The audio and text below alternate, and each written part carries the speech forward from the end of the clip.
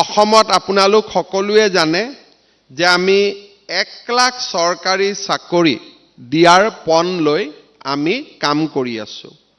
Health ডিপাৰ্টমেণ্টত ইতিমধ্যে আমি বহু নিযুক্তি যোৱা নতুন চৰকাৰখনে দায়িত্ব লোৱাৰ পিছত আমি দিব সক্ষম হৈছো।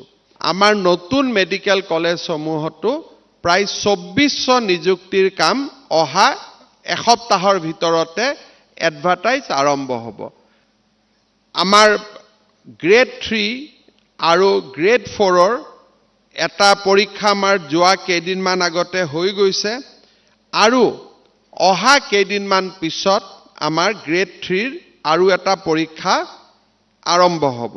অহা 2 এদিনত আমাৰ 3খন মেডিকেল কলেজৰ এডভাৰটাইজ ওলাব।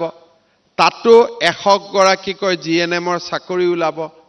অহাবাৰ গুৱাহাটী দ্বিতীয়খন মেডিকেল কলেজৰ কাম হ'ব, তিনচুকীয়াত হ'ব, চৰাইদেউত হ'ব, বিশ্বনাথত হ'ব। আমাৰ লাহে কৰি বঙাইগাঁও, গোলাঘাট, মৰিগাঁও, ধেমাজি আমাৰ এই ধৰণে মেডিকেল কলেজ বাঢ়ি বাঢ়ি গৈ থাকিব।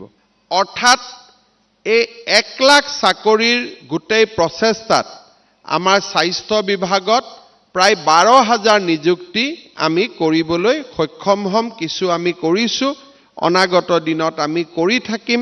ইয়াৰ ভিতৰত জিএনএমও বহুত থাকিব। আপোনালোকে নিশ্চয় এই সকলোবোৰত সহায় কৰি গৈ থাকিম। এনএইচএমতো আমি চাকৰি কৰিব পাৰিম আৰু এনএইচএমৰ পৰা লাহে লাহে আমি চৰকাৰলৈও চাকৰি কৰিব গৈ থাকিব পাৰিম।